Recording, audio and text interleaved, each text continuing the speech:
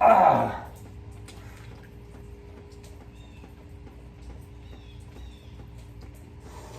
What a drag it is getting old. Can't wait for the day to be sitting in the mall and some kid going to me, yeah, if I were your age, you old man, I would punch you right in the face, and me going, well, I am my age. Right there, pow! Fortunately, there will be security videos with sound by that point, that in a court of law, the people can enjoy what they saw right before they finished watching me stomp Private Pile's guts out. Ah, look at this. Oh, almost lost it, which is very convenient. That doesn't need to be there right now anyway.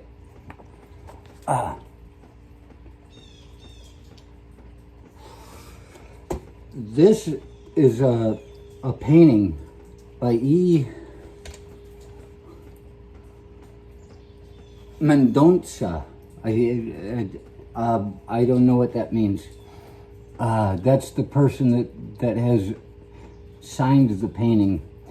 And this painting was outside a dumpster where I lived several years back. And I looked at that leaning against the dumpster, and I'm so glad somebody there appreciated the idea that you just don't throw art and you just don't throw books into the trash, because there may be somebody like this. I looked, I said, somebody put some love into that. They really did, and I recognized it, because I was there before I ever reached this point. And as I was moving around, and finally I had some time that I'd wake up in the morning and I'd put, where does this go? Right there. I would put my photo albums together because I'm so far behind. I still am, but I covered a lot of ground. And I came across this picture in China. I was in a place called Guan. Where the hell is that place? Lugu Lake, Lugu.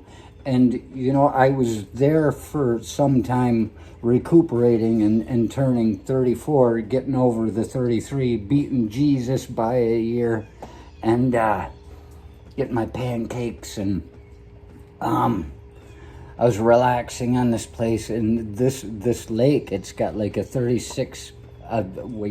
12 meter visibility. Like, you can sit there above the lake pissing in it and watching fish out near the middle of the lake just swimming around. And but there was a place up on this Iban, it means half. It's like a peninsula. There was a peninsula at Lugu Lake where this oldest group of the matriarchal community, that's what Jimmy told me, the oldest matriarchal community, maybe the last standing.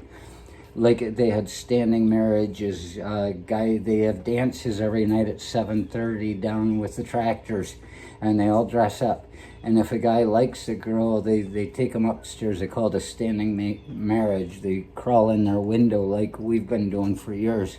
It's obviously gone back to the beginning of time. As soon as we built houses, we started climbing windows. Before that, we were using levers to roll rocks away from the front door. I don't know, something like that. And then they go with the girl, and then they climb back out the window, and the girl's pregnant, and it's raised by the family, and it's a matriarchal community, a place with no husbands and no fathers. And as it turns out, they don't even need police. They just beat the shit out of the people in the street when there's something wrong, and it's like, yeah, If you've got people that love each other, and they were a beautiful people. They were beautiful people. They were not interested in excelling until tourism showed up, but they were not interested in excelling beyond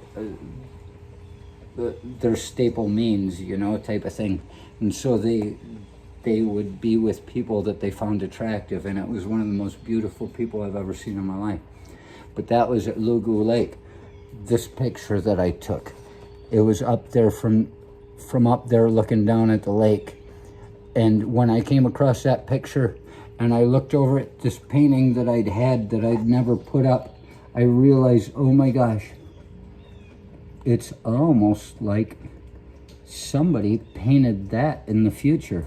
When the lake all dried up and it became sky, the ground was the same as the sky, it was just filled with water.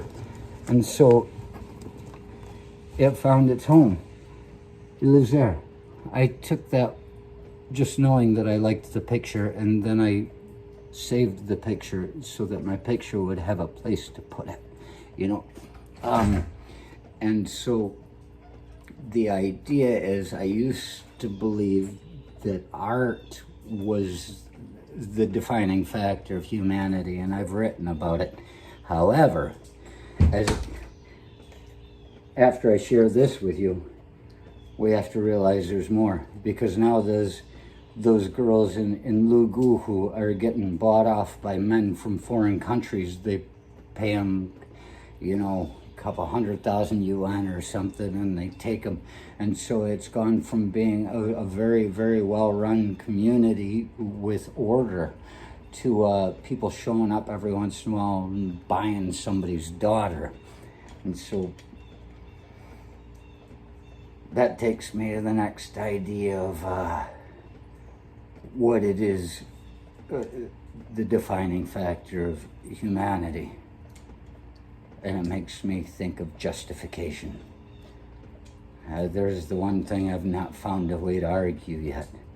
We don't have animals that are moving outside their mode of responses as far as we can tell.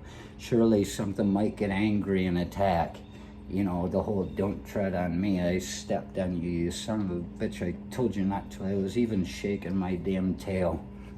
Shaking that ass. So I bet you know, but those are all emotive responses. As humans, it's you, man. Hey, Zeus. Why is that Jesus in Spanish is Jesus, and the god of all gore, bolts of lightning and shit in Greek is Zeus. Hey, Zeus! It's an interesting coincidence, I find. I don't know, something just made me think of that.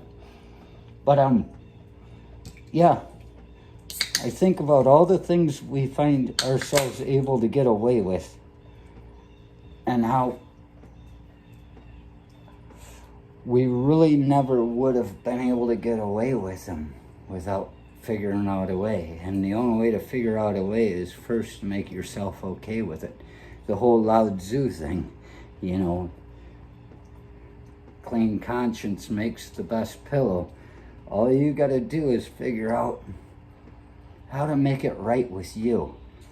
Then you work on a plan of how to make it right with others.